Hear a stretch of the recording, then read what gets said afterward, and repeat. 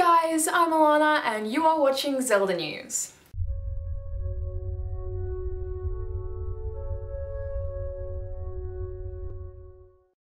Kira Otomi, and sorry if I've said that wrong, is an amazing artist who has made a handmade bracelet out of clay beads. The bracelet consists of 6 items: Navi, a Hylian shield, the Master Sword, Majora's Mask, the Ocarina of Time, and a red rupee. You can contact Kira directly via her Facebook page, which I will link in the description below, and you can get her to assemble your bracelet with other items from the Zelda franchise. It's also available on her online store for $15, so be sure to check it out. It's a very, very nice little piece.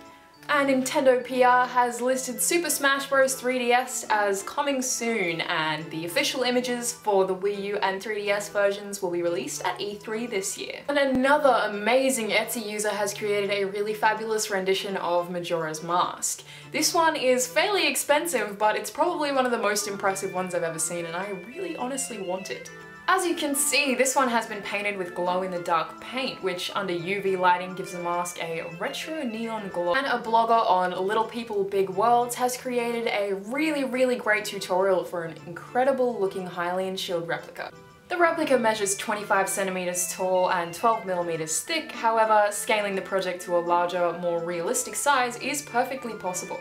All you need is 2.8 millimeter plyboard, epoxy filler, buttons, water-based paint, clear gloss lacquer, sandpaper, jigsaw, and rotary tool.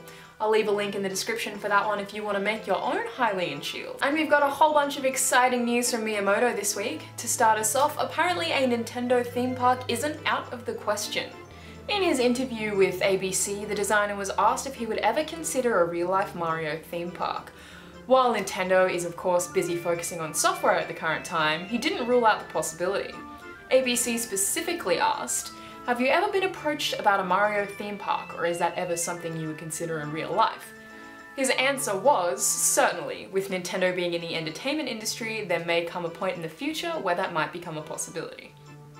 Of course, this is very wishy-washy, but since they did issue a Pokemon theme park in 2005 in Japan, it really wouldn't surprise me if a Mario or full Nintendo theme park came to fruition, and I would want to live there. He also said that the masterpieces that are Ocarina of Time and Super Mario 64 were 2 of his favourite games to work on. In another snippet from his ABC interview, he was asked which ones were the most fun in his career to develop. He said, "I guess, thinking back, probably Super Mario 64 and the original Legend of Zelda Ocarina of Time. That era was the first time we were taking games and bringing in this new 3D technology, building the rules and the framework through which games would be depicted in 3D. Probably made those the most fun games to work on." And Brian Davis, who is the gameplay engineer for Luigi's Mansion Dark Moon, has said that it might be inspired by The Legend of Zelda. He said, "For me, the most fun I had working with the character was the Toad character. I'm not sure you've played with that character yet, but there are missions where you have to find Toad, free him, and escort him out of the mansion. There's a connection between you and Toad.